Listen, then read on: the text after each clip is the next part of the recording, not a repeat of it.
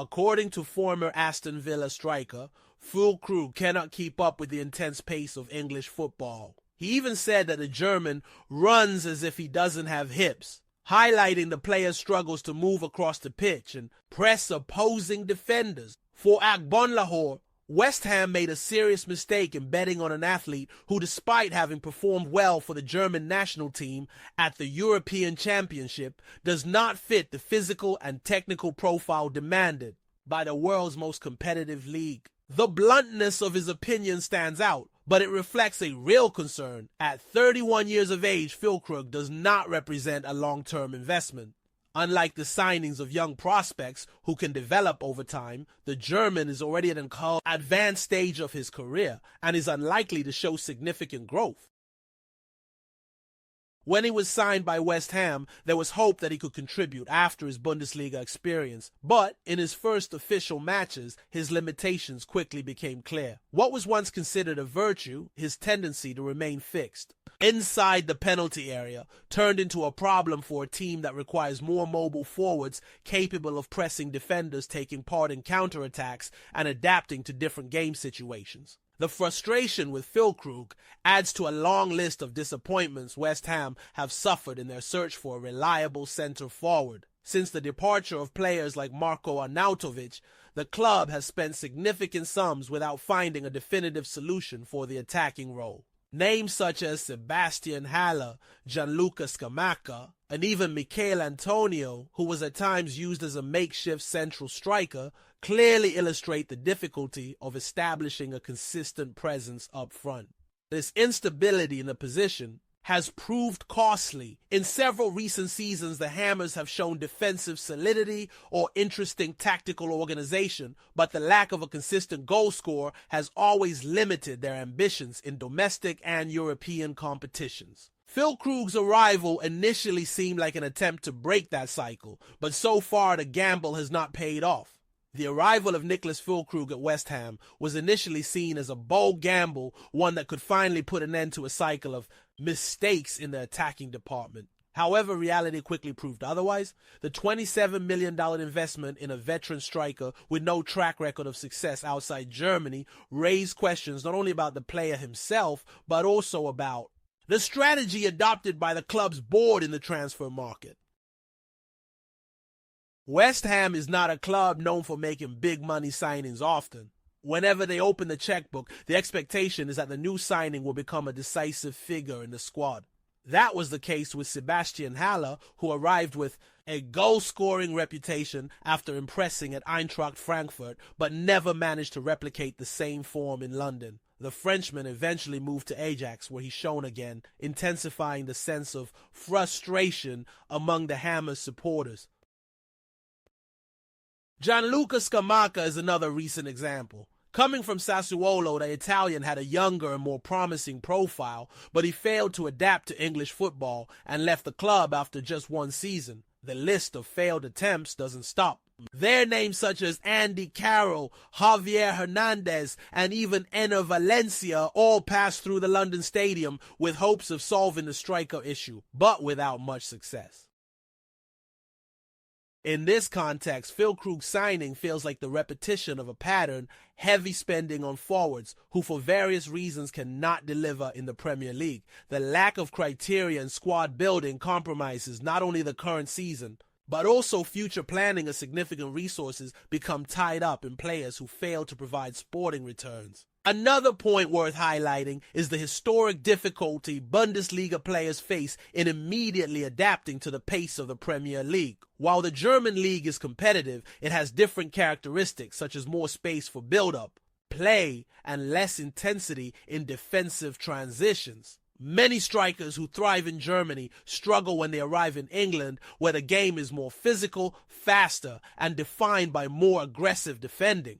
Krug is no exception. Used to playing in a context where his mere presence in the box was enough to make a difference, he was suddenly faced with the need for greater mobility, intensity, and involvement in collective play. This clash of styles exposed his limitations and reinforced the impression that his signing was more a miscalculation than a well-considered bet. Beyond the technical aspects, there is also the psychological impact of an underperforming signing. For the squad, frustration can translate into insecurity and a lack of attacking alternatives. For the fans, the feeling is that the club never learns from its mistakes, replaying the same script of promises that never materialize. This erosion of confidence undermines trust in the board and increases pressure on the manager, who has to cope with an unbalanced squad. West Ham needs to rethink its transfer policy, particularly in attack, betting on younger players with room. To develop an experience in leagues of similar intensity to the Premier League seems the most sensible approach. Players from French, Dutch, or even lower-tier English football often offer a better balance between cost adaptation and growth potential. In addition, investing in talent scouting and in a style of play that does not rely solely on a traditional centre-forward could be crucial. Modern football demands multifunctional forwards who can move, create space, and contribute to high pressing. This type of player not only adapts better to the Premier League, but also provides tactical flexibility to the manager. Phil Krug's spell at West Ham could still take a different turn if he manages to adapt and prove his worth on the pitch, but so far the signs are not encouraging. History shows that the Hammers have struggled enormously to find the ideal striker, and the patience of the fans is wearing thin. Unless there is a significant change in how the club views the market and builds its squad, the likelihood is that new mistakes will follow. Ultimately, the German signing is just another chapter in a long-running saga at the London Stadium, the endless search for a reliable goal scorer.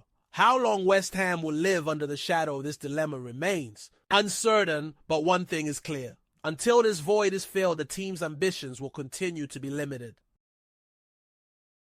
Before we carry on, don't forget to like, comment, and subscribe to our channel. This is really important because it strengthens the Claret and Blue family, making our West Ham bigger and stronger every day.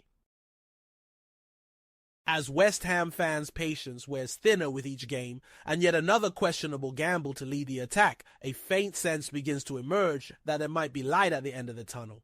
The arrival of Callum Wilson at the London Stadium was met with expectation, but also with great caution. After so many recent disappointments, the fans have learned not to get carried away too soon. Even so, some believe that this time the club may finally have made the right choice. Some analysts, such as Darren Bent, have highlighted the impact Wilson could have if he manages to stay fit throughout the season. According to him, the English striker is capable of reaching the 15-goal mark in the Premier League. That tally, if achieved, would put Wilson alongside Jared Bowen, who for years has almost single-handedly carried the team's attacking responsibility as one of the Hammers' main offensive references.